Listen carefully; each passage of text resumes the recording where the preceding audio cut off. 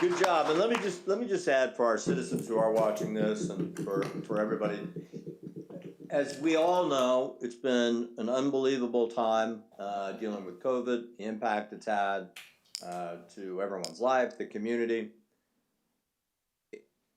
I'm reminded right now of the mayor's breakfast, right? We had the mayor's breakfast we do every year, and it's really important in that event that we raise a certain amount of money because that provides Christmas for a lot of kids. And we were concerned that we weren't going to be able to raise the money because you know the large event we do for that, the breakfast.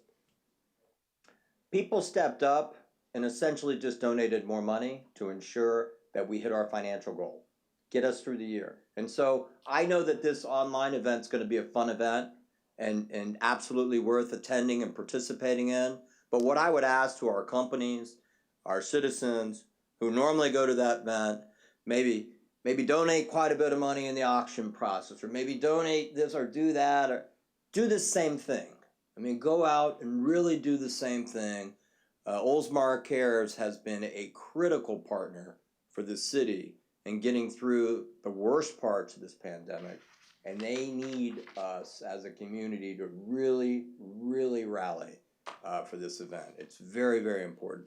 I know they're working very hard. Like I said, I know it's going to be a lot of fun, but I just wanted to make a point of saying that's how we get through these tough times as a community, because we need them, you know, and they need us right now. So I'll get off my soapbox, but I want to make a point. May I add ahead. something? And for citizens, like I registered, and I know that I'm going to be buying things on the auction. So there's different sponsorship levels. You don't have to worry. You can just do $1, and then that gets you into the event, and then you can spend your money on the auction. So it's kind of, you know, you don't have to donate like $500 or $1,000 to get into the event.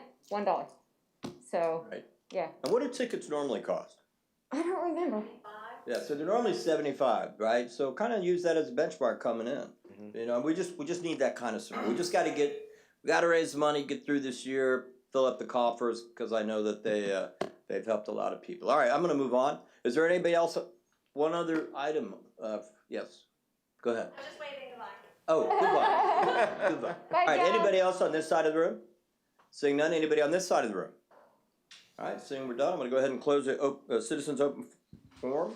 The next item on the agenda is the community minute, which will be presented by our city clerk, Ann Nixon. Lakes Railroad crossing closure. CSX Transportation is performing maintenance and repairs to the railroad crossing at Forest Lakes Boulevard near State Road 580. This portion of Forest Lakes Boulevard will be closed to traffic for both directions on Forest Lakes Boulevard over the next few days, depending on the work involved. Please follow signage in place marking detour routes and prepare for delays and extended travel times. Climate Resiliency Plan Open House will be right here in Council Chamber Thursday from 5 to 7 p.m. or Saturday from 10 to noon. It's the same information both days. We're just trying to get in touch with as many people as we can. Oldsmar residents and businesses are encouraged to attend this open house. City departments and representatives from the plan consultant will be on site to guide you through the potential impacts of climate for your home and business, how the plan will address some of these impacts, and answer any questions you may have about the plan. And then voter registration deadline. So of course we have a local election going on right here in Oldsmar. Council member seat 1 is open. There are 2 candidates, and the registration deadline is February 8th at 5 o'clock. And so go ahead and register. That's all I have. Great, thank you very much. Next item on the agenda is the approval of addition of new agenda items. We have new agenda items 12 and 16. Is there anybody who wishes to discuss either item? Okay. The chair will entertain a motion to approve. So moved. I have a motion. Do I have a second? Second. I have a motion and a second. Any discussion? Sensing you're ready to vote, all in favor signify by saying aye. Aye. All opposed, motion passes. Next item on the agenda, awards and recognition. Number 1, presentation of Government Finance Officers Association Certificate of Achievement for Excellence in Financial Reporting for 9/30/2019, which will be presented by our city manager, Mr. Al Braithwaite. Thank you, Mayor. Very excited for this award. This comes awarding to our Administrative Services Department, specifically the Finance Division. It's my background and where I came from, so I take a special pride about being able to give this award. to them. Specifically, this is called the Certificate of Achievement for Excellence in Financial Reporting, presented to the City of Oldsmar. And it's given by the Government Finance Officers Association of the United States and Canada. And they've awarded the Certificate of Achievement for Excellence in Financial Reporting to the City of Oldsmar for the city's comprehensive annual financial report. Also, you've heard us talk about it as we call it the CAFR, for the fiscal year ended September 30th, 2019.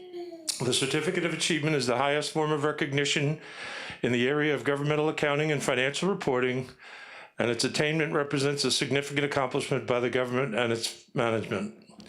This is the 29th year in a row that the city has earned this prestigious national award. The CAFR is produced in-house by the Administrative Services Department Finance Division, with special recognition going to the city's accounting administrator, where are you, Ratliff? Amy Ratliff, back there. As a team, the group consistently sets the bar at a high level, and the award is a tribute to their excellence. Congratulations to the city's finance division. You want to come up?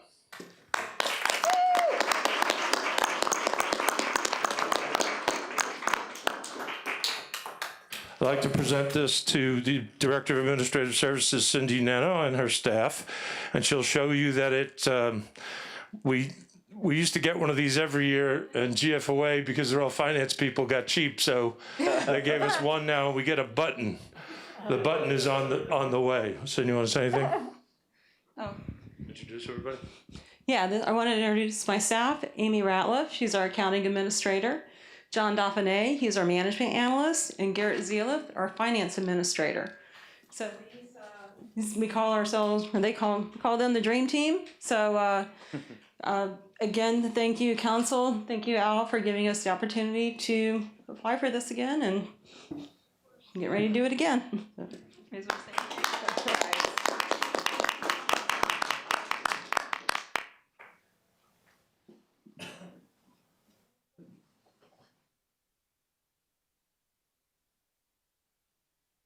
Thanks. Don't go far. Don't go far. Item number 2 on the agenda, presentation of the Government Finance Officers Association Distinguished Budget Presentation Award to the City of Oldsmar for fiscal year 2019-20. Al Braithwaite. Thank you, Mayor. Haven't seen these guys in a long time. This is called the Presentation of the Government Finance Officers Association Distinguished Budget Presentation Award to the city for fiscal year 1920. The same department, specifically Administrative Services Division, which is also the name of the department, is responsible for achieving this award. I can tell you, as the former Director of Administrative Services and a 21-year employee, the only reason we haven't done this for 29 years is Cindy thought of it in 2013. So we only have 7 years in a row, but she's got it every year that they applied for it. So a little background, the GFOA of the United States and Canada, as we said before, awards a Distinguished Budget Presentation Award to the City of Oldsmar for fiscal year 1920. This award is the highest form of recognition in governmental budgeting, reflects the commitment of the governing body and the staff to meeting the highest principles of government budgeting. And in both cases, the review process is very, very significant in that it represents the country and Canada, so all of North America. And the review process is done by, some of you may have seen our budget, those of you that attended Citizens Academy. It's a fantastic document. And in order to get the award, it has to pass the review of something like 30 now or something that are government finance professionals that in their available spare time agree to review them. And they make commentary, decide if it's proficient. In some cases, you have to make adjustments. So what we've produced here, thanks to these 4 plus there's more of them, but not too many more. That's the core right there. Amazing work that they've been able to do this all 7 years that they've tried. And I'm so grateful for, in my way too long period in this business, you're looking at the 4 best I've ever been around and super bright. So please show your appreciation for this one too.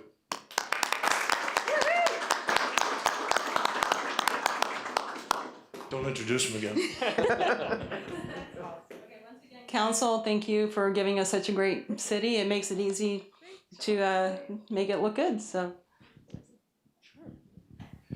The This is going to sound like a brag because it is a brag. But there are about 39,000 local governments in the country, and about 1,600 receive this award. So I'm okay at math. That's less than 5%.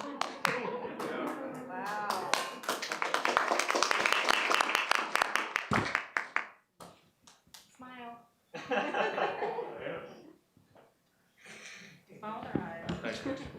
Thank you guys. Great job, Excellent. guys. Excellent job. You know, we hear 29 years in a row and now 7 with the newer award that we've been involved in. And I think sometimes it's easy to take it for granted, right? That we just expect that. And we do expect that kind of quality in our reporting and transparency. But I'll tell you something, the caliber, I say this every year. If you have not Bears repeating. gone and looked at the documents online and the budget documents and the entire final document that's put together, I encourage you to do so. I remember when I very first ran for city council and trying to digest everything and learn. I had all these questions. I got the budget and I read the numbers at first, and because I'm kind of a numbers guy, I did that first, and I had this list of questions that I wanted to ask. And then I read the entire document, and every one of my questions were answered. It's that well prepared, and it's very important, I think, for our citizens to have that kind of confidence in their government. So once again, congratulations. Item number 3 on the agenda, presentation of Business of the Quarter Award for 4th quarter 2020, which will be presented by City Council Member Dan Saracki. Thank you, Mayor. Thank you.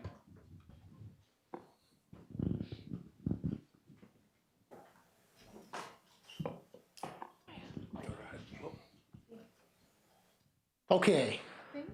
Lordy Lord. When Kathy Horvath sent me an email and said that I was going to be giving the 4th quarter Oldsmar Business of the Quarter Award for recognition, I was like so excited. I was like, I can't believe it. And then when she told me who it was, I was like, perfect. This is a perfect award for a new business in our city. And I was so pleased and honored to give this award. So what I want to do is I want to read this first, and I want to call because I see the whole family is here, and that is just wonderful. Oldsmar Business of the 4th Quarter Award is going to Orbit Motors, Inc.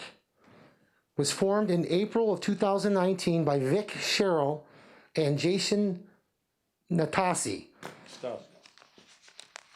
How did I say it right? Perfect. All right, I did. With the purpose of becoming a franchise for express oil change and tire engineers.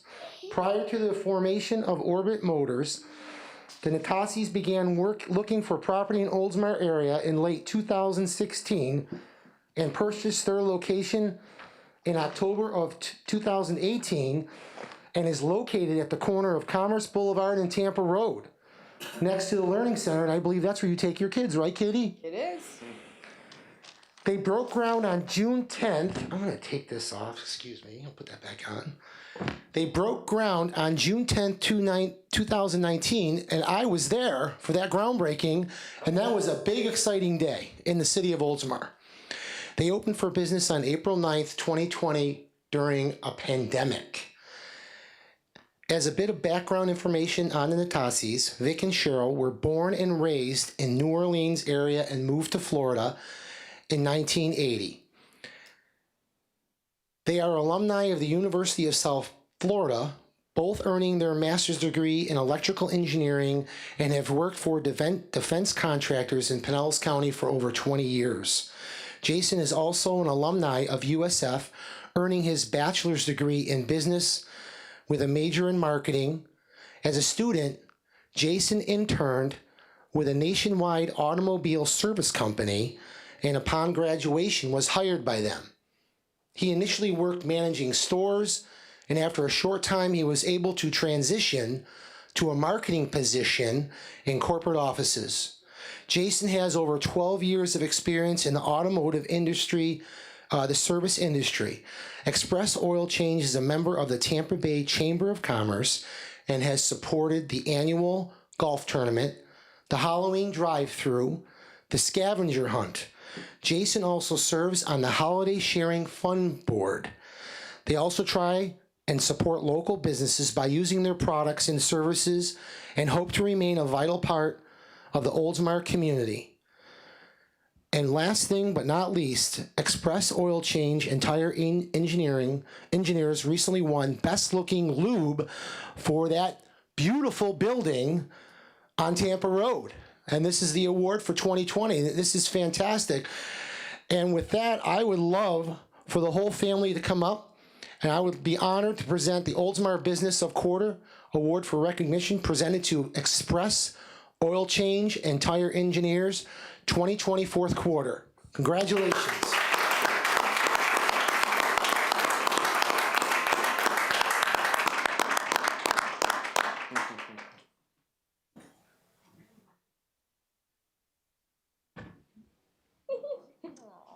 Hi guys, welcome. Jason, do you want to say something real quick? Because it's an honor to have, that building is absolutely beautiful, and it's a treasure for our city. Thank you so much. Introduce us to everybody. Oh, all right. So as you can see, we are a family business and it's a family affair. So I'm Jason. This is my father, Vic, my mother, Cheryl, my wonderful wife, Andy. And then we have Sammy here. We have Olivia. We have Nate, which is my little guy. And we got one more on the way that's not quite here yet. I got to keep building stores for all these kids. But I got to say, we're a family affair, and Oldsmar area has really treated us like a family. From day one, we were welcomed with open arms. The city has worked with us tremendously to get that building up and running, and without the city, it wouldn't look as nice as it does, that's for certain. You guys had a lot to play in that, which was fantastic. And a big shout out to Doug and the Upper Tampa Bay Chamber, as they have helped me a bunch through that as well. What's up, little man? So the Upper Tampa Bay has done pretty much anything I've needed. They have facilitated for me. So I can't thank you guys enough. We're here to stay. We like doing business with you guys, and it's just one big happy family out here. Thank you so much. And there's a video that the chamber, that Doug did on the chamber about the about his business with. Maybe with the technical issue. Oh. He's talking about the business spotlight. Yeah, the business spotlight. I'm talking about the business spotlight. And I didn't know this, but the business actually has a basement. I didn't know you could have basements in Florida. I'm from New York, so I was really surprised. I guess if you have old cars, antique cars, you can pull in and they can work underneath your car to fix your car. I thought that was fantastic. That video, by the way, Doug, great job. You want to watch that because they do a lot of stuff for our city, for your car, and keeping it healthy. All right, I guess it's picture time.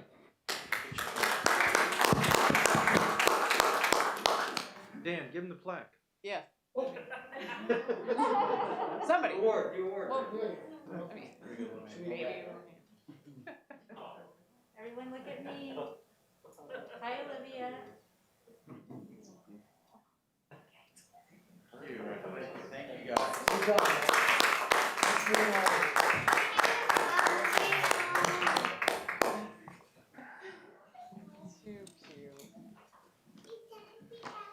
The city, along with the chamber, had the opportunity on one of our We Mean Business trips to go out and visit their operation. Very impressive operation. We got down in the pit down there. I couldn't believe how clean it was. It was like spotless in there. It was such a great business, super friendly people, and I'll also add this, that while the city certainly, I think, has embraced them as being locals now for us, they have absolutely embraced the city and gotten involved in all kinds of stuff right away, and so we're very grateful that you're here. Congratulations once again. Next item on the agenda is the presentation of the Homer Brunson Ward Schreckengosch Award for the fourth quarter. And what is that award? Why don't you roll the tape and let's explain it.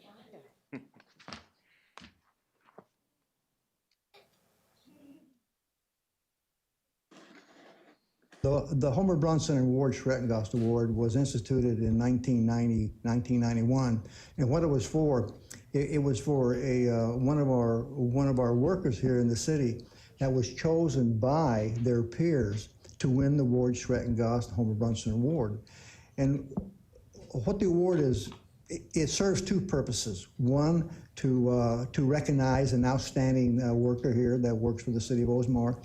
And the other, what it serves is that Ward Schrettengost and Homer Brunson were both council members here in the city of Oldsmar. Ward Schrettengost served as mayor for 16 years. His last year on the council serving was 1970. I had the privilege of serving with him on his last year. And Homer Brunson served 11 years as a council member and 1 year as a mayor. And this serves two purposes: to honor Ward Schrettengost and Homer Brunson, and to honor one of the incredible workers we have in the city of Oldsmar. Very good. Here to present that award is our city manager, Mr. Al Braithwaite. Mayor, as you all know, we allow the employees due to COVID the opportunity to receive the award either at the council meeting or at a ceremony that we have in the morning in front of their fellow employees. And the winner of this quarter's award was Barb Schulte, Senior Administrative Assistant, also in Administrative Services. And we had the ceremony this morning out in the front of City Hall. I think we have a picture. We have a picture? There we go. That's Barb. And she was nominated by Kate Farrelly, and she was chosen to receive the award because of her contributions to citywide communications. In the words of Kate Farrelly, Barb has been an ultimate team player. She has graciously and creatively taken over many of the design duties for internal city communications and has been a valuable asset for helping communicate initiatives and reminders for COVID, employee events, and various committees. She always has a great attitude and is willing to help however she can. She lends her creativity to all kinds of city activities and has alleviated a fair amount of workload in other departments with her artistic skills. She has participated in Citizens Academy to learn more about Oldsmar. She makes an impact in the greater community by volunteering for the Guardian Ad Litem program to mentor and help find suitable homes for children in the foster care system. So I'd ask you to help me congratulate Barb Schulte. She also receives, as part of the award, a $125 cash award, 1 vacation day, and a plaque, which I think you see in the picture. Very good. Next item on the agenda is the presentation of Employee Service Awards. Once again, our city manager.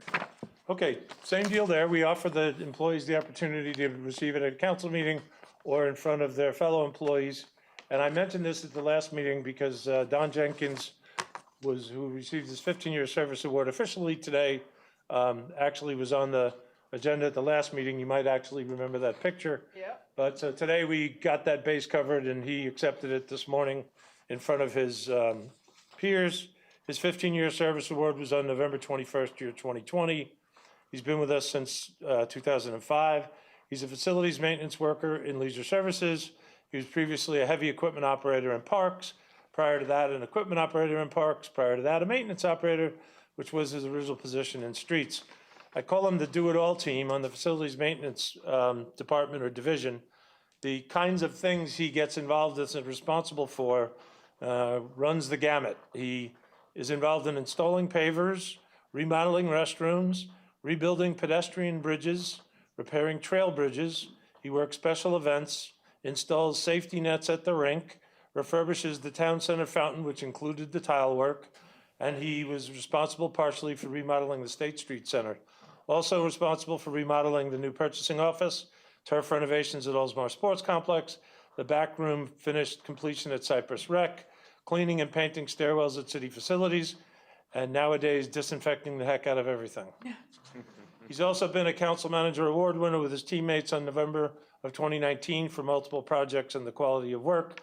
He's also received completion certificates for training in other above his pay grade disciplines in horticulture, landscape operations, park operations, playground inspections, and heavy equipment, all in addition to the requirements of his normal job duties.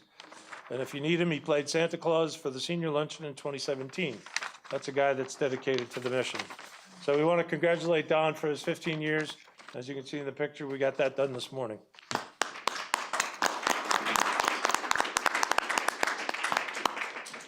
He's also a Bills fan. We'll not hold that against him too much. All right, next item on the agenda, presentation of council manager award for January 2021. And whose turn do you think, did we have one more? Apologies, Mayor. Yeah. The agenda item was actually for Heidi. I mentioned Don because he didn't get the award here the last time, so I need both. Go for it. Okay, so we also had a scheduled 20-year service award for Heidi Brennan, an assistant at the library, and you can see the picture up there. We try and embarrass people with the picture from their beginning of their personnel file, but that's a pretty nice picture of her, so. Hey, right? A lot of times people are, horrified by it, but that's a very pleasant picture, I think. So her 20-year service award is technically on January 29th. She was hired as a library assistant, originally part-time. Position was upgraded to full-time in 2002. She's worked in different divisions of the library, circulation, children's. She's originally from California. A few things from her file. These are things her supervisors have said about her.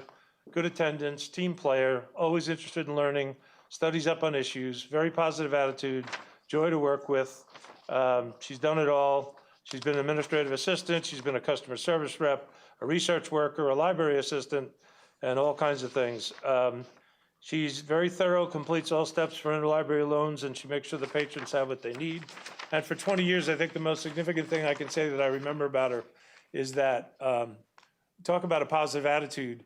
Every time we try, as management, the council tries to make sure the employees know we appreciate them. And every time there's a gift, we do give a Christmas bonus. We occasionally give an employee a gift. We have these awards.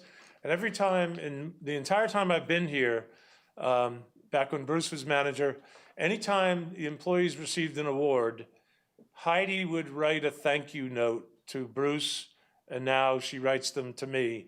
And I just had to tell her today that I was so pleased to be able to just thank her for that, because her attitude is infectious, and she just so appreciates being here. You can kind of see it in her, the way she carries herself, the way she works. But every single time there's a stack of them. And usually the way I found out about them was she'd give them to Bruce, and Bruce would tell us to put it in her personnel file or just make note of it.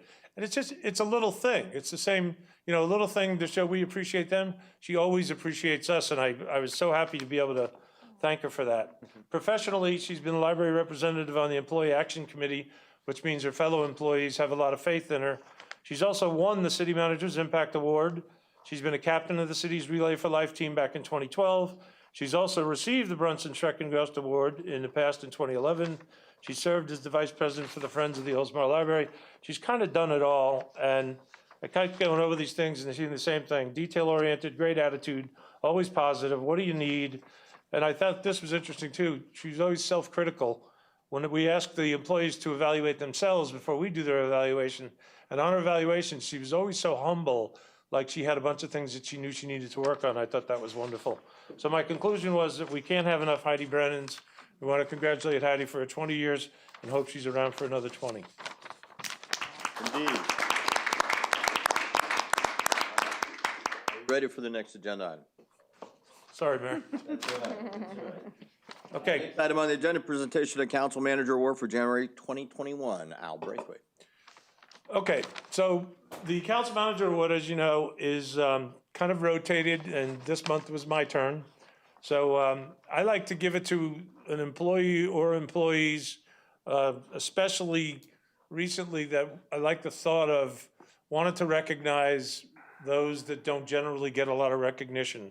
Tend to be the field guys, either the guys that are, digging holes for a living or cleaning trees or doing sidewalks or whatever. And so there were some nominations given, and this one caught my attention. And these clearly are two guys that don't get a lot of run, and they're both very quiet. They just show up and do their job. So I wanted to recognize these two guys, which are Matt Danielson and Mike Everhart, and they both work in leisure services. And so I want to recognize them at the Council Manager Award, which we did this morning. See a little picture there with the three of us. And I'll give you a little bit off of the nomination form for this award. It's not going to sound stellar, but a top of both of these guys, Matt Danielson will have his 20-year service award in May of this year, and he's won the Perfect Attendance Award for something sick like the 10th time. He comes to work every day, And so, sometimes that doesn't sound like much, but every day. So Mike has been with us, I think, somewhere between 3 and 4 years. Same thing, every day. And these guys, that when I was talking about Don Jenkins, it's kind of like there's a level of excitement to a degree, because I could see the guys going, well, I don't have to do the same thing every day. I get to fix a stairwell or do the fountain or work on this. These guys have such a repetitive job that they really got to take pride in what they're doing, because in order to get noticed, you got to see the results of what they do. And it's more like, kind of like finance people, you only hear about them if they don't do it correctly. So we wanted to recognize the fact that these guys do a great job with consistency. Specifically, we just called it for their unselfish approach to their duties. And in the course of the last few months, which again were affected by COVID, just a few stats for them. They've installed 75 Burford holly bushes, I think this is, at the council chambers. And they've installed 450 Mexican petunias in the medians on Bayview Boulevard. They've installed 1,900 perennial peanut plants in the parking medians on State Street. They've large branch removals on Arlington Avenue, broken branch removals on Dartmouth and Waverly Streets. Just kind of an example of the stuff they get involved in. No task too large or too small for both of these guys. If you ask them, they'll tell you that's just what they do, and it's all a part of a day's work. So I wanted to recognize them and ask that we give them a round of applause.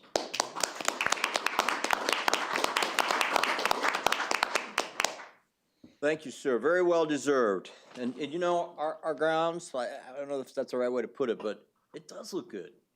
That's one of the senses of pride that I think our citizens have, and it shows. It comes across in their work. All right, next item on the agenda is the Community Redevelopment Agency. We have no items under there tonight, so we'll move on. Consent docket. To announce the consent docket is our City Clerk, Ann Nixon. Item number 7, approve payment to legal counsel for legal services for the period November 18 through November 30, 2020. And item number 8, approve payment to legal counsel for December 2020 legal services. Mayor, I make a motion to approve. A second. Approved. Do I have a second? Any discussion? Sensing you're ready to vote, all in favor signify by saying aye. Aye. All opposed, motion passes. Next item, City of Oldsmar. Item number 9, presentation to provide a sustainability update, and I believe our Director of Public Works, no?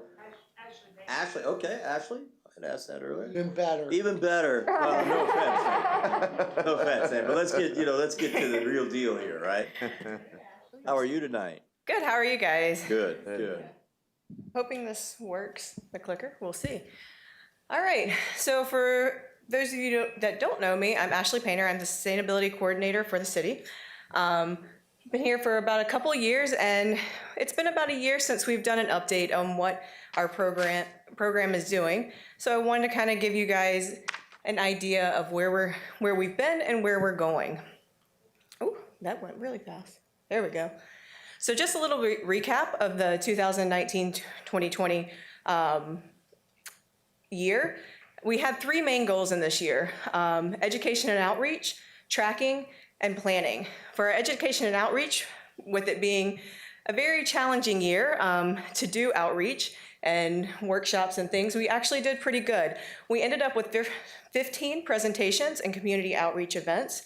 Those were both internal and external, and we started with obviously in-person things, and we've transitioned to virtual. We also hosted 3 community events, and I will say, surprisingly enough, that this year, even though we've had to deal with COVID, our events and our workshops were more, we had more participants in this past year than we have in previous years at our events and at our workshops. So that was a kind of a nice little boost. I don't know if it's just because people wanted to get out of their house and go clean up the waterway or, but we did have a really good turnout for those events. We did officially relaunch our Adopt a Street program this year and had a 78% adoption rate within the city, within the streets that we had, which is a pretty good turnout for the first year. Thank Councilmember Siraki, because he is one of our street adopters. We've also done a few other social media campaigns to kind of get people to understand not only what sustainability is in the city, but to understand the city as a whole. Of things like what our fire department does, what our public works departments. We want everyone to take pride in what we do here in the city, and that's part of the sustainability effort. The other thing that we did, our tracking, we were recognized as a gold certified city with the Florida Green Building Coalition. And as I guess it was last month or the month before, they came and presented the award to us. We found out that we were actually the third highest ranked city in the state of Florida, which is pretty cool for the size that we are. And we also continue doing our basic normal things like the municipal sewer storm. There's 4 S's. There. I always forget. Stuff. There's always there's the one S I always forget. And lastly, we began our climate resiliency plan this year, which is what we'll talk a bit more about later in the presentation, because that went over a couple of years. So now we're going to move on to what we are planning for 2020 and 2021. We are narrowing down to education and outreach, and the climate resiliency plan are our 2 biggest things this year. Don't know. It's touchy. No, what is happening? Let's see. Come on, there you go. We got it. So the education and outreach, obviously as things go along, we'll see how the workshops turn out. We do have a few outdoor things planned so that we can distance and we can stay away from each other, but we do have popular ones like rain barrels that we get asked for every single year. We are planning some different Earth Week events. This year when we did our recycle event that's very popular, we actually had more cars come through than we have in 2 years combined. So it was a very highly attended this year, probably because everybody's stuck home and cleaning out their drawers. And we also have a few other things that we're continuing with our outreach as well, both internally and externally, because we do also want to concentrate on our staff as well. We want our staff to be ambassadors for our city. So to go out there and understand and be representatives of what we want to be. So next, we're going to move on to the climate resiliency plan. And this one's pretty big. It's a major project we're undertaking. We have just completed the first phase of it. We're about halfway through the plan.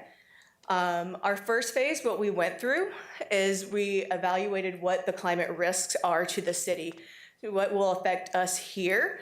Obviously, we didn't look at things like extreme snow events and things because that doesn't affect us. So we are looking at 5 things: sea level rise, storm surge, extreme heat, extreme precipitation, and inland flooding. After we did that, we identified all of the affected systems that would be affected, whether that's roads, infrastructure, buildings, kind of everything within the city. We looked at not only how they would physically be affected, but how they would affect our services as well. So maybe the library is closed down. What are the services that we would lose if we lost the library? Next, we went on to create maps and models in a vulnerability assessment. So all these things that are that will be affected, we polled our staff. We pulled data from across the county, the state, the area, and we put all those things together to see how each of our systems would be affected and kind of ranked them a little bit. And when we say vulnerability, we're looking at the exposure to the event, the sensitivity. So sensitivity would be how you would be able to adapt. So like Mobley Bayou maybe have high exposure, but it's low sensitivity to flooding because it can adapt really well for water coming in and out, better than say the council chamber building. And we also looked at community impact, which this is what actually makes our plan a little bit different than most of the ones that are going around. Most of them just look at the actual exposure and sensitivity, and they don't really take into account the community aspect, what your citizens are losing from services that we provide because of these events, and how we can continue providing those services in the face of a storm, as we saw with Etta, how we adapted to these things, and how we can continue doing that work. All right. Going crazy again. Oh, one more. There we go. Fourth time's a charm. All right, so we have just entered into our phase 2 part. And our phase 2 is going to be, we are still working with our internal group, but it's highly, it's going more towards our public outreach and our community input. We're starting to rank our vulnerabilities and prioritize what is the most important things that are happening. And this is where we want our citizen input on this, because what we think might be the most important is not necessarily what our citizens think is the most important of what we need to protect and to shore up. So as we do this, we're going to have a Thursday and Saturday, as Ann told us earlier, we're having 2 open house meetings to introduce everybody to what we're doing and kind of get initial feedback of what everyone thinks we should do going forward. And then in March, we'll have 2 workshops where we'll actually have lists of assets and strategies and plans and have people go through and think through the process of what would you do? What is most important to you? Why and why would you choose these things? Because that's going to go into our final plan of understanding why you want that, why is this your top priority? And that will go into our final rankings and final suggestions of actions to be taken in the next, anywhere from the next couple of years up to the next 20 or 30 years, because this is a very long-term plan. It's not something that's happening today or tomorrow. It's something that's happening over time. You might not see it in your lifetime, but your kids will, or your grandkids will. And how are we going to protect our city for them?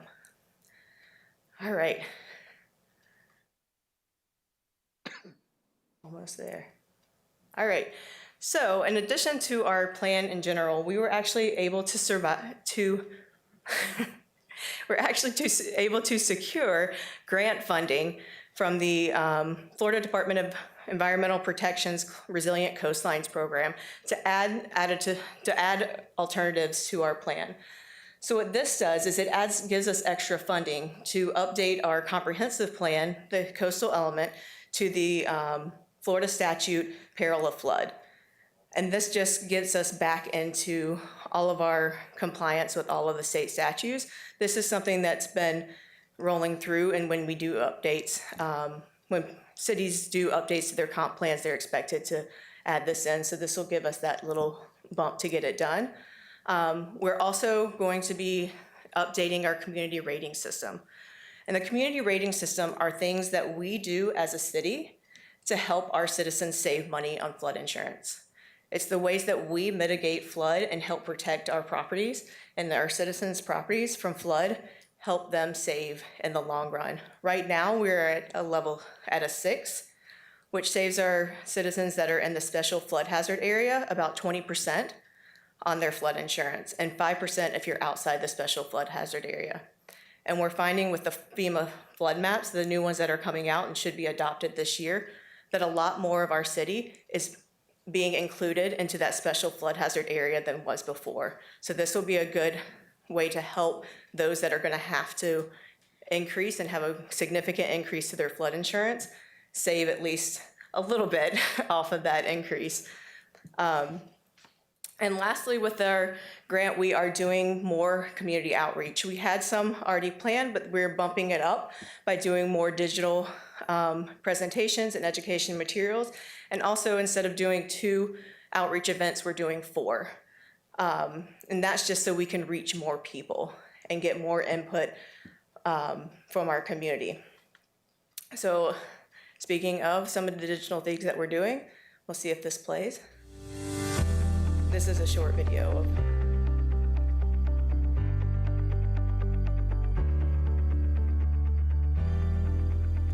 Have you heard that the city of Oldsmar is working on a climate resiliency plan? You may be thinking, what the heck's a climate resiliency plan and why should I care? I'm Ashley Painter, Sustainability Coordinator for the city of Oldsmar, and I'm here to answer those questions. The city decided to create a climate resiliency plan, or CRP, to better prepare for the future. We are working with a consultant to determine how things like storms and storm surge, extreme heat, rain events, flooding, and sea level rise will affect our infrastructure and systems. We will be looking across all city assets, from parks and buildings to roads and underground utility pipes. Once we understand the short and long-term effects of climate on our city, we will begin compiling and prioritizing a list of actions that need to be taken in the coming years. This brings us to the why you should care part. Even though the CRP looks specifically at city-owned assets, the information we gain from it is relevant to all homeowners, renters, visitors, and businesses in Oldsmar. We want your input on what you believe should be our top priorities. After all, this is your city. In addition to showing us where we need to shore up our infrastructure and sustain services to best benefit the Oldsmar community, the models will provide you with a better understanding of how your property will be affected. The goal of this plan is to help ensure that we not only survive future events, but thrive no matter what comes our way. For more information about the plan, visit resilientoldsmar.com.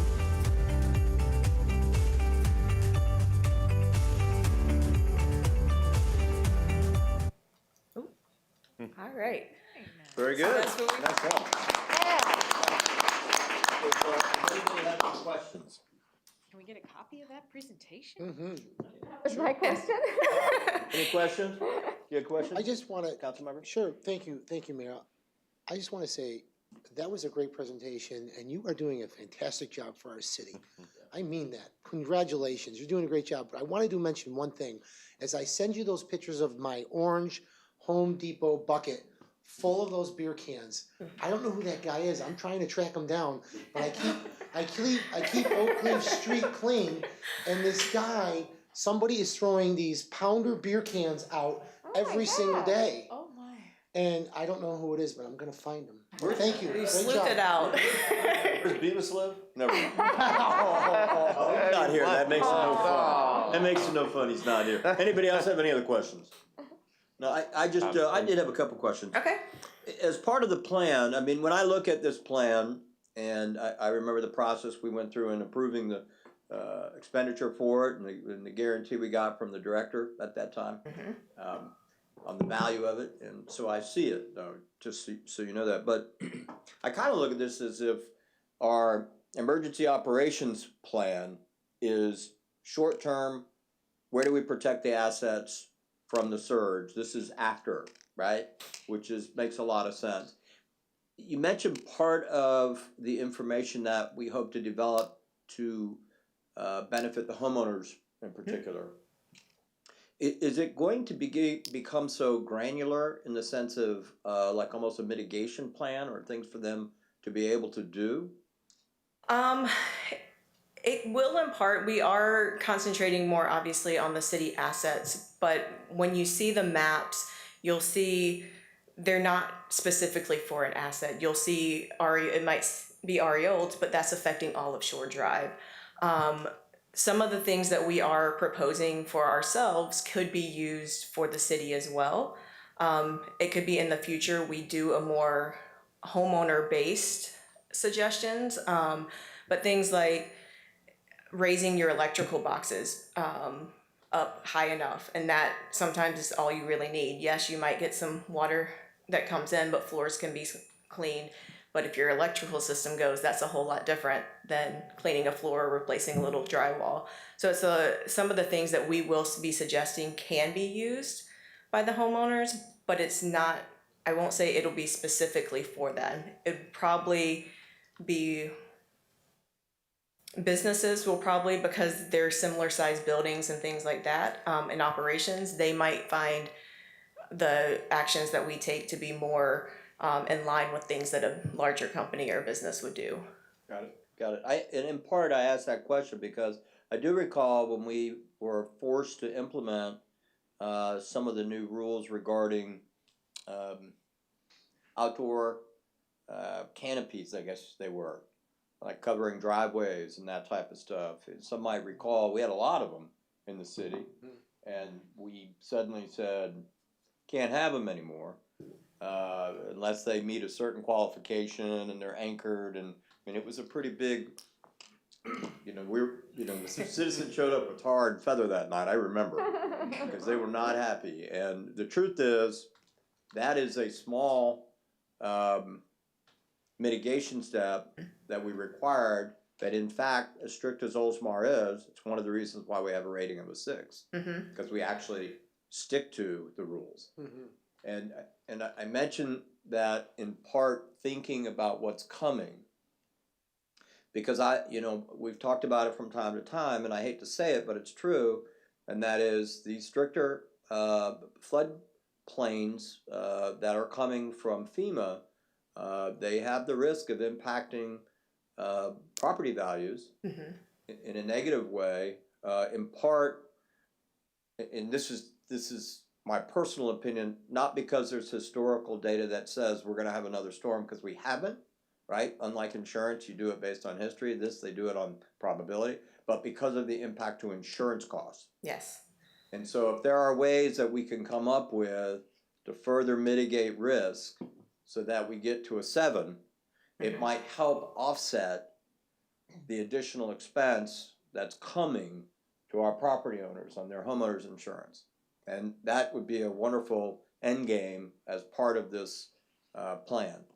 It would, and that's one of our biggest goals with the CRS, is trying to find those specific things that we can do to increase the points and help mitigate some of our stormwater and flooding.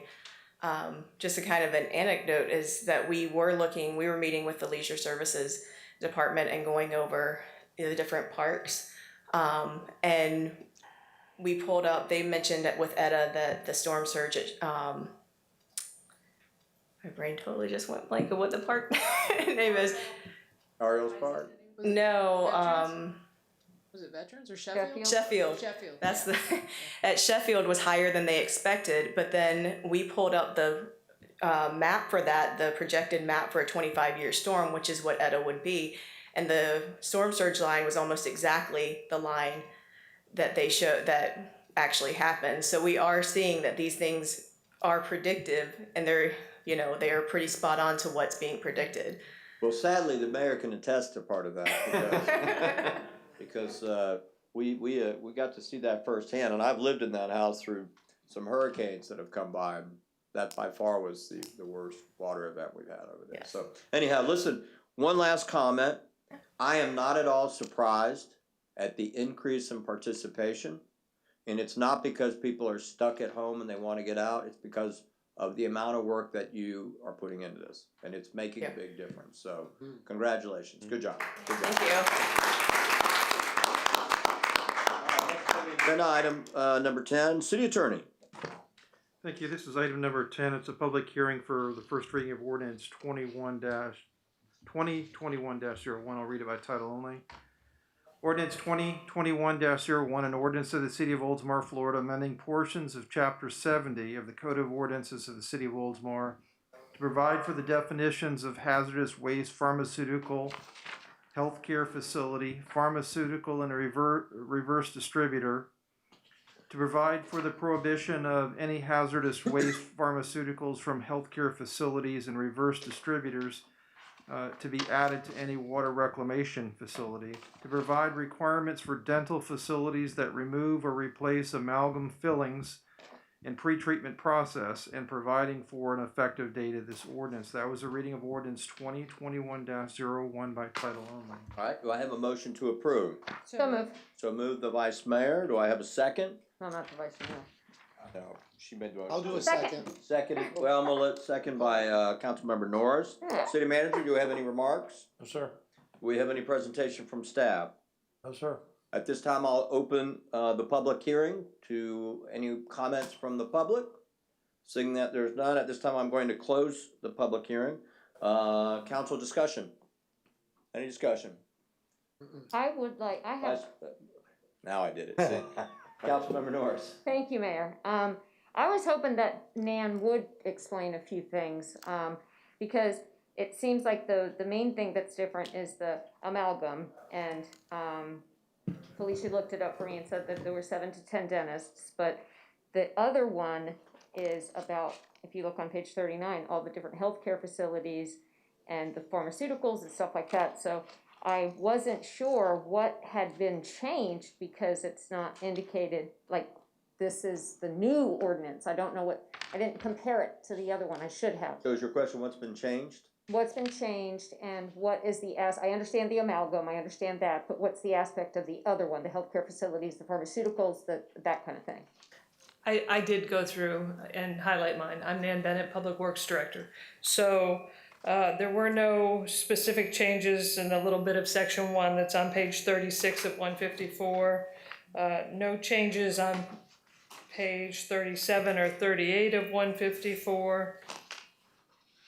When we get to the definitions, the definition of hazardous waste pharmaceutical is new. The definition of healthcare facility is new. Both of those are on page 39 of 154. There were no changes on page 40 of 154 or 41, but on page 42 of 154, the definition of pharmaceutical was added. On page 43 of 154, the definition of reverse distributor was added. No change on page 44, 45, 46, 47. But then on page 48 of 154, item number 18, towards the bottom of the page, any hazardous waste pharmaceuticals from healthcare facilities and reverse distributors are listed as prohibited. If you look up at the top of that 18, which is how regulations read, they're specific prohibited, I'm not saying that word right. Prohibitions. Prohibitions, there we go. I knew it wasn't coming out right. And it says a user shall not contribute the following substances to any water reclamation facility. And then going through the rest of this, the entire section on the next page, 149, or I'm sorry, 49 of 154 and 50 of 154, everything from section, where it says section 70-263, everything to the end is new. So here to the end is new. Right, that's all the amalgam primarily in there. Okay, thank you. And then the other question that I had was, who is in charge of compliance? And Al told me that it was the Environmental Management Division, I think. Correct. And Yes. Eric Glass, our industrial pretreatment technician, is here, and he primarily is the one that is the point person. It falls under Public Works, but primarily that falls to Eric. He has made some contact with the dental offices about the amalgam. We got the question that there was some concern if the healthcare facilities had been notified, and he was able to contact DEP today. We are not aware that the state, Florida Department of Environmental Protection, nor EPA has contacted the healthcare facilities like they did with the dentist. And we have not, but we were looking into what we have in business tax records to maybe send a form letter to let them know that we've updated our sewer use ordinance and that these things are, strictly prohibited. I can tell you, I haven't had a nursing license since 1985, but I can tell you that it is not best management practices to put any of this into the sewer. Right. You're not supposed to put any pharmaceuticals into the sewer. So I don't believe it would really be a surprise to the healthcare facilities, but it would reinforce that they're not to do that here in Oldsmar if for some reason somebody had the bad habit of doing that. I don't believe it is best management practice to do it though. Okay, good, because I was a little concerned about the submission of a one-time compliance report to the city. I'm like, okay, well, that's nice, but who's gonna make sure that things get followed up on? I believe that's under the dental. Yeah, Is that correct? that one's under the dental. Yeah, the dental offices are a little easier to identify.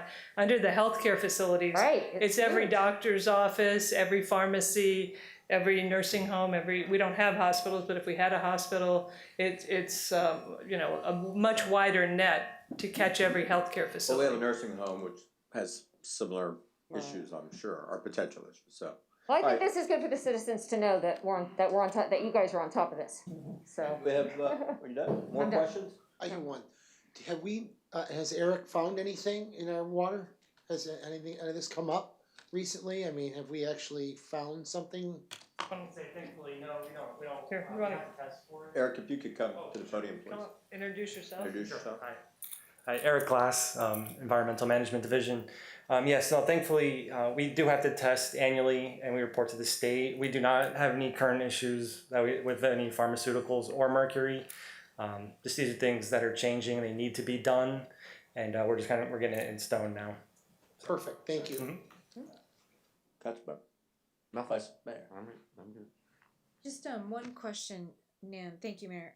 Just one question. The dental pre-treatment section, specifically page 49 of 154, it says for existing sources, so meaning owners and operators of dental facilities, the one-time compliance report is due no later than October 12th, 2020.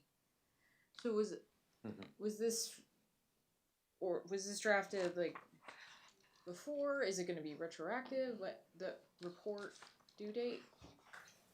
Oh, no. Eric's got the specific. So this language was just adopted from the state. So all of our current dentists in the city have already supplied this one-time compliance report to me. Okay. And now it's just now if there's any new ones, they have within 90 days of moving into the city to provide one to us. You already have them from all of them in the city. Right. Okay. Good to know. Thank you. I just didn't want them to get this surprise and then. This- You're past due. This has been working through EPA for long before I was here. I think at least 6 or 7 years it's been working its way through EPA, and the dentists have known it's been coming. Yeah. So they've been getting notification and stuff. Thank you, Nan. Very good. I had some questions, but they already got asked, and you answered them. All right. Sensing you're ready to vote, roll call, please. Councilmember Norris? Yes. Councilmember Saraki? Yes. Councilmember Knapp? Yes. Vice Mayor Gannon? Yes. Mayor Sedell? Yes. First reading of ordinance 2021-01, amending Chapter 70, Article 3, sewer use of the Code of Ordinances of the City of Oldsmar, passes with 5 votes for and 0 against. Thank you. City Attorney, anything else? Nothing else, thank you. Thank you. Next on the agenda, City Manager, item number 11. Thank you, Mayor. Item 11 is to authorize the city manager to advertise 2021-003-ITB, which stands for Invitation to Bid for the construction of Harbor Palms Infrastructure Project Phase 2. This project is the second phase of the Harbor Palms Infrastructure Project. The project's goal is to provide improved water service and restore roadways, sidewalks, and drainage functionality, and generally better the infrastructure of the neighborhood. This phase will include Driftwood Circle, Azalea Court, Buttonwood Drive, Chinaberry Drive, Maplewood Drive, Maplewood Circle, and portions of Oakleaf Boulevard. Project will provide new water distribution piping, new water meters, repaving or reconstructing roadways with under-drain piping, replacing all curb and gutter, repair or replace stormwater structures, and provide 5 new 5-foot sidewalks. Design is expected to be finalized by the engineer of record, Ardura Group, in February of 2021. Construction is expected to begin late spring of 2021. Project is in the budget in 3 different funds, 302, 401, 405, and staff recommends approval. Thank you. The chair will entertain a motion to So approve. moved. I have a motion to approve. I have a second. Any discussion? Can I say something, Mayor? Right, you made the motion, you go first. I was telling Al and Felicia today when I met with them that phase 1, I watched the entire process, riding my bike, through Sheffield Park.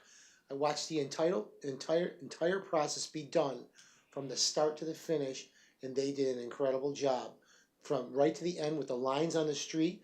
And I was telling Al and Felicia that we had one storm where usually back at the end of Oakleaf, the water backs up in the street, and it did not back up. So great job. Good.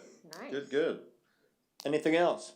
Sensing you're ready to vote, all in favor signify by saying aye. Aye. All opposed, motion passes. Item 12. Thank you, Mayor. Item 12 is request council to waive bid requirements and award the purchase of a 2021 Ford F-150 crew cab pickup truck to National Auto Fleet Group, doing business as Allen J Fleet Sales, per the Sourcewell, formerly known as the NJPA contract number 120716 on piggyback form 17-002D. Fire Rescue is requesting to purchase a replacement vehicle to be assigned to the training captain to attend meetings, assist the departmental administrative duties, respond to emergency and non-emergency incidents, and to provide incident command as needed. It does replace a vehicle that's currently in the fleet. Allen J Fleet Sales has provided a quote for the Super Crew truck at a total of $38,788 under the same pricing terms and conditions of the Sourcewell contract that I mentioned before, extended in validity to 1/17 of year 2022. The quote includes communication and response equipment from enforcement one for $11,591. However, additional equipment will be purchased for the vehicle from various other vendors in accordance with city purchasing guidelines to an amount not to exceed $4,400. Funding for the purchase of this for this vehicle is available in the capital budget in Fund 102, and staff recommends approval. Thank you. The chair will entertain a motion to approve. So moved. I have a motion, Norris, seconded by Vice Mayor. Discussion. Vote, all in favor signify by saying Fire Department. Fire Department. All opposed, motion passes. Item 13. Thank you, Mayor. Item 13 is adopt resolution 2021-02, revising the budget for fiscal year 2020-2021. Attached, please find resolution 2021-02, the revision of the annual budget for fiscal year, same year. The general fund, capital improvement fund, water sewer operating fund, and stormwater utility fund require adjustment at this time. Normally, this budget revision would take place in February, however, it was moved forward in order to provide funding for several large time-sensitive projects. I'd like to read the resolution by title only. Resolution 2021-02, a resolution of the City Council of the City of Oldsmar, Florida, revising the budget for the fiscal year beginning October 1, 2020, and ending September 30th, 2021, authorizing the city manager and the director of administrative services to revise the existing budget. Mayor, that concludes the reading of resolution 2021-02. I'm available to answer any questions. Okay, the chair will entertain a motion to approve first. So moved. I have a motion by the Vice Mayor, seconded by Councilmember Knapp. Discussion. Question? Got a question.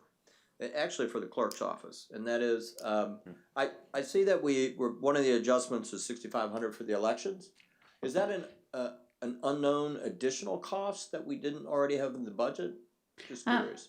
Exactly. I mean, when we estimate the cost, it's based on the last time. We don't have those numbers when it comes to budget and setting that up. So this is just, it cost more for the supervisor elections office. Well, we gotta have a lot of people vote so that it gets the cost down. Good idea. Vice Mayor. Just thank you, Mayor. Just one point of information. I had a couple of questions, and I noted some activity on social media related to the repairs of the pier at RE Olds, and a lot of people, especially on social media, were questioning why it was closed. It didn't look that broken. You know, can I get under there with a hammer and some 2x4s and fix it up? And you know, there's a lot of liability associated with it, of course, because my lawyer hat goes on and alarm bells go off. But there's also insurance issues here. And I just wanted to, you know, give the city some credit here. We're not closing the pier so you can't fish just because, you know, we want to ruin your weekend. You know, it's really important that we submit an insurance claim and we have a proper repair done to that pier. It has a lot of foot traffic. It's a really important piece of our infrastructure, and I just wanted to point that out. That's an excellent point. Somebody told me today, actually, that there's only 2 boards missing. And while I appreciate that, being the next dock over, and I actually have 1 board missing, there's structural damage underneath that has to be addressed. So, but that's a very good point, because it is a little misleading, but it'll get done properly. Yes. And as cost effective, I'm sure, as possible. And I'm glad to see that we're adding another person for customer service down in planning and redevelopment. I think that's going to help with a lot of quick response time that we sometimes get some negative feedback about. So that I think is a really good investment. Anyhow, any other discussion? All right, sensing you're ready to vote, all in favor signify by saying aye. Aye. All opposed, motion passes. Item 14. Thank you, Mayor. Item 14 is adopt resolution 2021-03, creating a future master water and sewer bond issuance guidelines. This agenda item is intended to lay the groundwork for the issuance of a water and sewer system refunding note to refinance the city's outstanding state revolving loan funds, which we discussed at a prior meeting. And this is to be considered by council tonight via resolution 2021-04, which is the next item, as well as to provide for the issuance from time to time, or the guidelines for the issuance from time to time of additional needed water and sewer system bonds or notes. The original master resolution expired as we paid off the 90 series, so we need to kind of put the guidelines in place for any potential enterprise debt moving forward. I'd like to read the resolution by title only, if I can find it. Resolution 2021-03, a resolution of the City Council of the City of Oldsmar, Florida. Whoops, I get the right one, yep. Resolution of the City of Oldsmar, Florida, authorizing the issuance of a not to exceed $5 million water and sewer system refunding revenue note, Series 2021, to refinance the city's outstanding state revolving loan funds, DW 5214020, DW 5214000, providing for the issuance from time to time of water and sewer system revenue bonds or notes, pledging certain net revenues of the water and sewer system for the payment thereof, providing for the rights of the holders thereof, providing for the issuance of temporary bond anticipation notes, making other covenants and agreements in connection therewith, repealing other instruments, and providing for an effective date. Mayor, that concludes the reading of resolution number 2021-03, and I'm available to answer questions. Okay, the chair will entertain a motion to approve. So moved. I have a motion by Councilmember Norris, seconded by Councilmember Saraki. Any discussion? Sensing you're ready to vote, all in favor signify by saying aye. Aye. All opposed, motion passes. Item 15. Item 15 is adopt the resolution 2021-04, which we just mentioned, was authorizing the actual issuance of a not to exceed $5 million water and sewer system refunding revenue note with JP Morgan Chase Bank N.A. to refinance the city's outstanding state revolving loan funds. Again, I'd like to read the resolution by title only.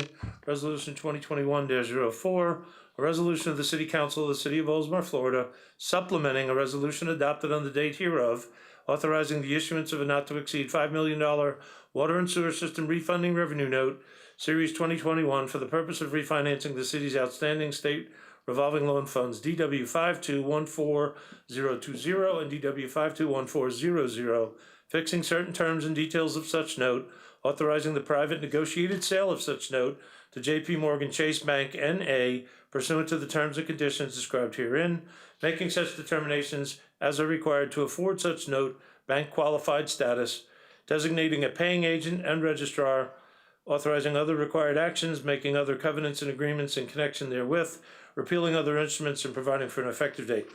Mayor, that concludes the reading of Resolution 2021-04, and I'm available to answer any questions. Thank you. The chair will entertain a motion to approve. So moved. So I have a motion by Knapp, a second by Vice Mayor.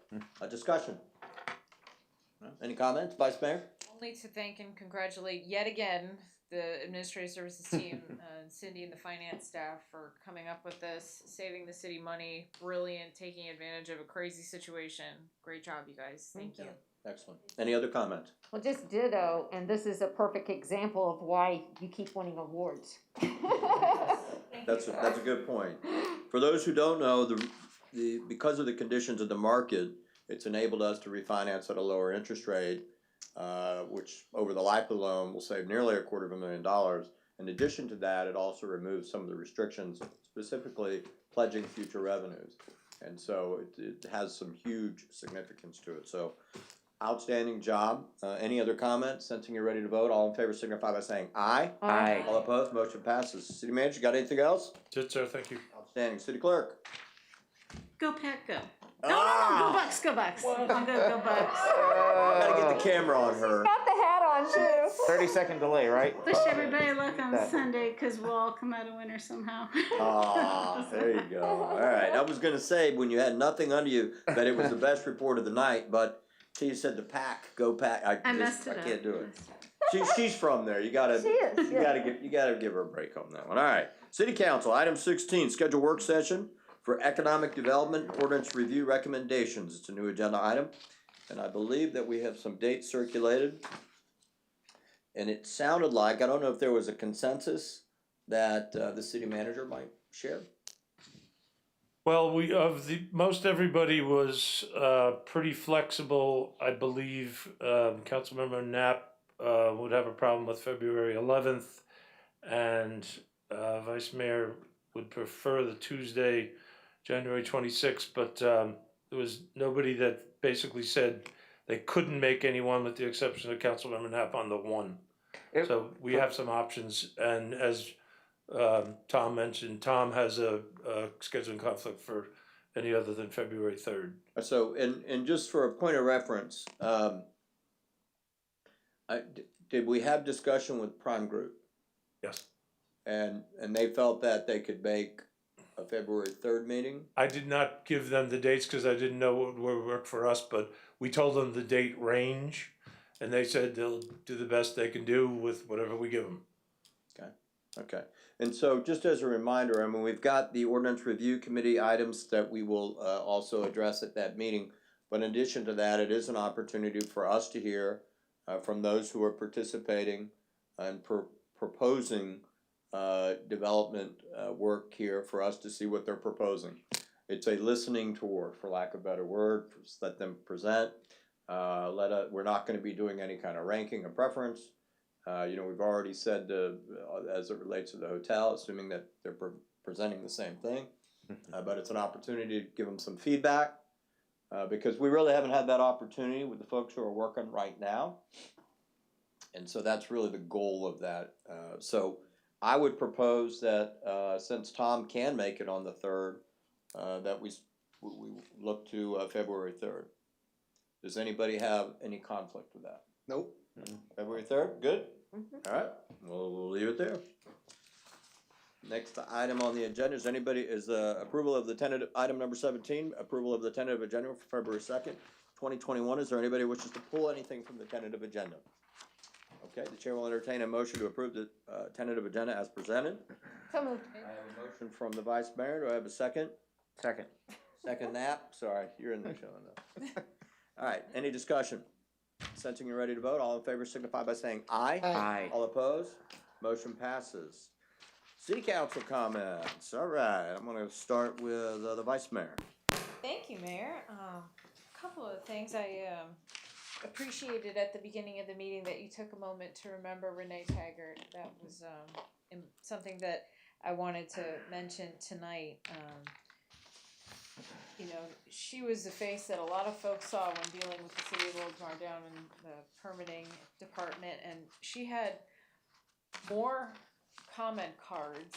You'd think she was giving $1 out for every one of those she got. I mean, more positive comment feedback cards from people who dealt with her, whether they were residents or businesses or contractors, whatever they were doing, and they were all so positive, and I was saddened to hear of her passing. It was a big deal. In addition, I know there's been Suzanne Ruley, pillar in the arts community, passed from COVID-19. Another 2 people in my life passed from COVID-19. So, it's easy to kind of let down our guard with the vaccines rolling out, which is fantastic, but, still want to remind everybody to remain vigilant with wearing our masks and social distancing and washing hands. So, moving on. The candidate forum. Both of our candidates are here tonight. I wanted to make sure to commend both of you, Steve Graver, Pamela Settle, on your thoughtful comments and input at the candidate forum that was co-sponsored by the League of Women Voters, Upper Tampa Bay Chamber of Commerce, which was put on in a virtual format on Facebook. I thought that went over really well, and I thought that everybody did a great job considering the circumstances. There were a couple technical difficulties, but we shall overcome. And They did good. Yes, They and did I good. understand that video is viewable. You can go to the chamber website or the city website. Our clerk mentioned before the meeting that the voter registration deadline is coming up on the 8th, so I would encourage everybody to register to vote and learn more about these candidates for council. I was bummed that Leadership Pinellas for January was postponed because of the rising COVID numbers, so we did not have any program days, nor will we for January, but maybe in February, and wait and see. We got to do what's smart and what's safe. And many congratulations to Administrative Services, the finance team. You guys are my favorites. Jason, Nastasi, Barbara, Heidi, Matt, Mike, so grateful for all of you and your service to our city. I really appreciate you. And lastly, Mayor, go Bucks. Boom! I like it. Thank you so much, Mr. Mayor. You're welcome. Councilmember Knapp. Thank you, Mayor. I just have a couple of things. First, I'd also like to say congrats to the candidates again for their performance in the forum last week. I'm sure that was rather interesting versus what you've seen historically from people being able to participate here and be in front of a live crowd. It also thank Mayor Beavis and Jason Sanders for taking care of the technical aspects on the backside of it. I did see Mayor Beavis earlier today. We were chatting about it, and definitely probably wasn't perfect, but it was, I'm sure, a learning experience, given that if it happens again in the future, we'll be that much better. The second thing I wanted to just speak on briefly, it's not really a political statement at all, but just brief comments. Tomorrow we will have a new president, and I just would like to say that I hope, for the sake of our city, our state, our country, and the world, and most importantly my daughter, that things get brighter in the future. Just, be decent human beings, and look out for each other, and I don't want to be on too much of a soapbox about that, but I really hope that what happened recently in the past is long forgotten by the time my daughter's able to realize what's going on in this world. And then finally, I'd also like to just say, go Bucks. I remember working at Alberto's in 2002, watching the Super Bowl from the bar while working, not doing pizza delivery, as a 16 or 17-year-old. But I just God, I might have been in the bar. remember the excitement that built week after week, and I really think that it'll be a special time for our city if the Bucks do prevail next week or this weekend. I'm really looking forward to it, and being the first time that the host city also has the host team. And that's all I have, Mr. Thank you, Mayor. Outstanding. Councilmember Saraki. Thank you, Mayor. I have a couple things tonight, but Susan was in my Leadership Pinellas class. Yeah. I actually sat with her the whole way back from Tallahassee. She was a special person. Yeah, that's a shame. Thanks for bringing that up, Katie. Okay, a couple things. Today I attended the Pinellas Legislative Delegation meeting. Chairman Jeff Brandis, Vice Chair Ed Hooper, House Representatives Tracy Coster, Ben Diamond, Nick DeCiglia, new House Rep Linda Cheney, who I didn't get a chance to meet, Chris Letvella, new House Member Michelle Reiner, and House Speaker Chris Sprouls. And I got to speak 2 minutes for the Suncoast League of Cities legislative priorities, and I'd like to share them with the council. The Suncoast League of Cities has 3 legislative priorities this year. Number 1 is e-fairness. The Suncoast League of Cities supports legislation to update Florida's remote sales and use tax collection process online, e-commerce sales from out-of-state retailers. Remember, this is not a new tax. Sales tax is already due from the buyer. Any new revenue raised from an amended e-fairness collection policy would bring additional revenue to the state. What this means, this will help education, this will help local governments, but most of all, after I was done speaking, the Chamber of Commerce after I was done speaking, the Chamber of Commerce came up from St. Pete and said, we need to follow what Mr. Saraki says. We need that sales tax taken care of so we can support our schools. So it went really well. The second item is resiliency and sustainability, which Ashley talked about today. The Suncoast League of Cities supports legislation that enables intergovernmental coordination and planning for coastal resiliency and sea level rise strategies, local authority to implement natural resource protection and water quality improvements. So we're right on track with what Ashley's doing. And last but not least, our third item is cybersecurity. The Suncoast League of Cities supports legislation that provides cybersecurity support to local governments for the development and enhancement of employee training, infrastructure grants, and technical assistance to include threat assessment, ransomware training, and data protection from exempt and confidential information. As you know, I don't know if we all got that little test we had to do from Adam and Bill this week for cybersecurity. So again, our city is right on track with our priorities. And did I say it right or no? No, I'm just looking around to see how many people did the test. I have them working on it right now. Well, just so you know, I got a 5-star. Boom! All right. I got them all right. Right. Because I'm a cybersecurity expert now. So that was one of the big things I wanted to, no, it was called Known Before. And Bill Dennis and Adam Shore sent that out this week. Keep our city safe. And then the other item I wanted to talk about, I wanted to share that with you guys. So that was a great meeting, by the way. I that was the first time I ever had the opportunity to speak in front of that delegation, and it was very powerful. There were some pretty powerful people there speaking about items of what they want to accomplish for this legislative session. So that was really something that I really enjoyed. And then last but not another thing is the PSTA, Pinellas Suncoast Transit Authority. On January 6th, the PSTA Legislative Committee meeting, the board members voted me to be vice chair of the committee. Very good. Right? It's all legislative. You work hard, what's coming together.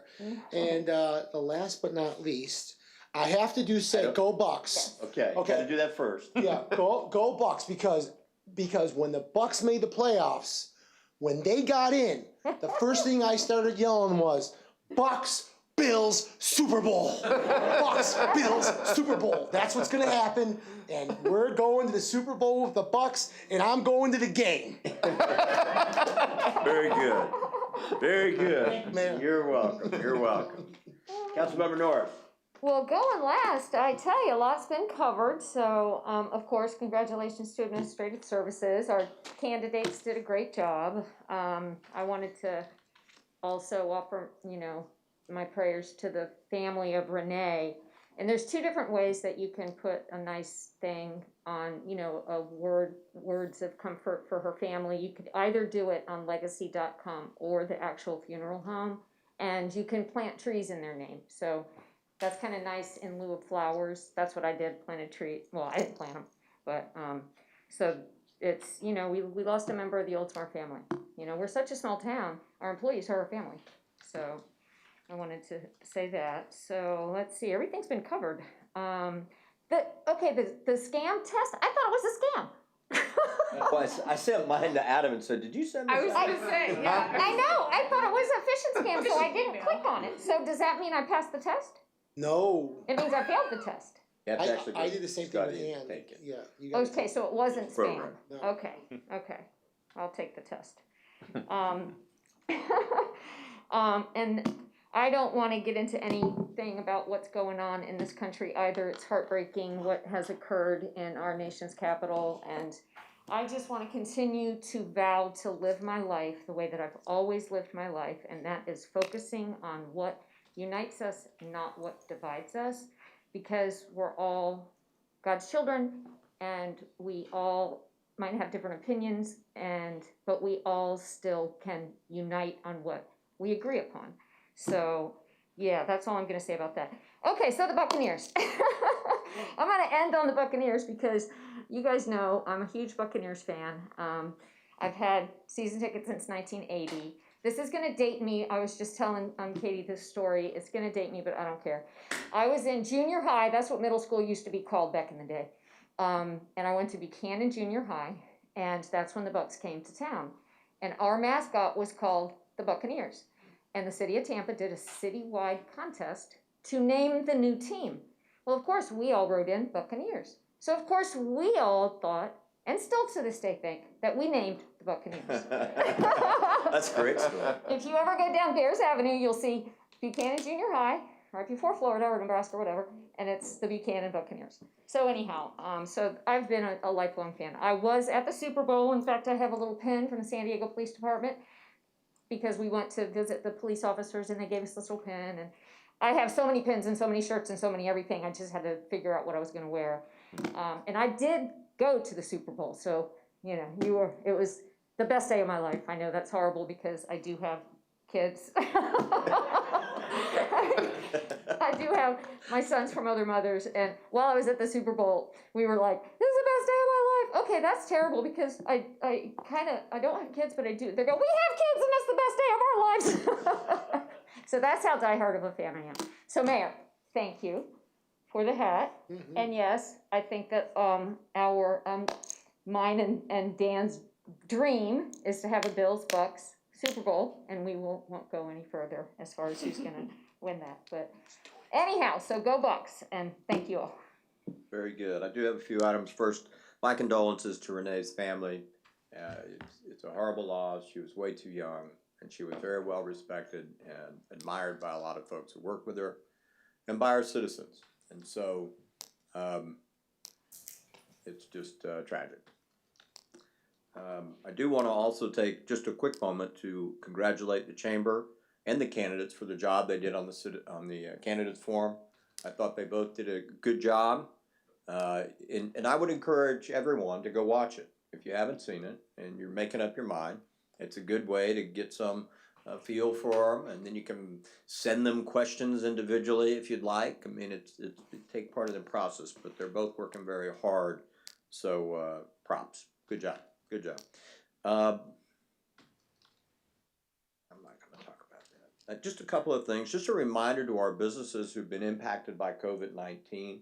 The Paycheck Protection Program has been relaunched, and I joke with some of the bankers and call it 2.0. It's a little different, but if you haven't looked into it and then you've been impacted financially and still are, reach out to your banker. I mean, do it, because it's opening. I know of a few that are opening up tomorrow, their portals, so that businesses can apply and get in line, for lack of a better word. But as a rule, it's typically easy to apply. If you applied the first round and you're still having and received funds and you're still having issues that are impacting, you're eligible to apply again. I mean, talk to your banker, but don't let this go by. You know, these are Band-Aids intended to help get through this period. We've had a lot of people in Oldsmar take advantage of it. Take advantage of the programs that Pinellas County has offered. We had over 60 in the city who took advantage of some of the Pinellas Cares money. That was the federal money that came down. So I just encourage you, don't let that go by. You know, it takes a little bit of time, but call your bankers. As it relates to the vaccination, and this is an update that came from our one of our favorite county commissioners, Dave Eggers' office. As most people know, 65 and older are the priorities that the state has established for the vaccines at this time. I think I mentioned it before. I think we have somewhere around 260,000 people 65 and older in Pinellas County. And unfortunately, because the small amount of vaccine that is still, you know, kind of coming out, you know, we're getting kind of 10,000 at a time, but it's still 10,000 at a time. And so what I would say to our citizens who fall in the age group of 65 and older, go get registered, right? The state has contracted with a company called CDR Health Pro, and the process goes like this. It is go to online to patientportalfl.com, patientportalfl.com, and you set up an account. The reason I mentioned the company's name, because when you go to the site, it's not going to say the state of Florida. It says the company's name, okay? But you go there, and even if they don't have appointments available, set up an account. That's the first step. You set up an account, and what will happen, according to the county, and even to their site, when they have more available, you receive a text message. And so you know to go and try to get an appointment. And unfortunately, I think this is going to be kind of a battle that our seniors are going to have to work through. There's a phone number you can call. I don't know the number, but if you go to the site, maybe it's something we can put up on the links back for our citizens. But do it. Do it. You know, to the vice mayor's point, the pandemic is not over. We may have become more accustomed to working with it and dealing with it, and I think that we are looking at 2021 saying, okay, we're not going to use it as an excuse not to be successful. We're going to deal with it, but this is one way to help deal with it, and it's important. And so I wanted to make a point of mentioning that to everybody. Go get registered. Let's get our citizens in there as fast as we can so that they can get the vaccine for those who need it most. Mayor? Yes. I just wanna say one thing, I registered, and it's very simple to register, that website's fantastic. And of course, they bounced back and said, you're not 65, so you have to wait, so I was like, okay, I'll wait. I was gonna say. You look good, Dan. Wow. I'm saying that if you register and they lower it to 60 or to 55, you're registered, so it's. Oh, really? Yes. That's interesting. All right. Well, there you go. That's good news. That's good thinking there. Yep, so I'm registered, I'm in You're line. registered. Front of the line. I'm in line, I wanna go. Hey, I want to go too. And I've said this before. My wife and I don't see eye to eye on it. I respect that. I mean, good luck telling her what to do. But we don't see eye to eye. I'm the type. I think people fall into three camps on this. One is I'll go just as fast as they'll stick it in my arm. Two, I'm never going to go and get the vaccine. And three, I'm going to wait and see. Right? And so I fall into the camp of the first group. And I joke often and say, I'll be the guy in the crowd with no face mask and 3 arms, triple high five. I don't care. Oh my God. I don't believe, well, whatever. I'm not going to get into all that. But my point is, it's important. Get registered. That's an excellent point that you make. Let's get our citizens registered so that they can be prepared. And let's just try to take care of each other like we have. Tomorrow is going to be a day when we see a new president come in. He will be our president. I can tell you as a city, as your mayor, respect the fact that we're swearing in a new president. He'll be the president of the United States. And everybody up here has raised their hand and taken an oath of office. That includes a pledge to uphold the Constitution of the United States. And without question, that's what we will do. And America will wake up on Thursday and we're still going to be dealing with all the same problems we have and all the good things we have. And on we will go. All right? And the last thing I have. Come on, can everybody put their hat on? Yes. Come on, let's do this. Definitely. We're all bound. Let's get your hats on. All right, you could kind of scan. There you go. Get everybody looking, this good-looking crowd, all wearing the bus. And so, at this time, the chair will entertain a motion to adjourn the meeting. I have a motion. I have a second. All in favor, signify by saying, "Go Bucks!" Go Bucks!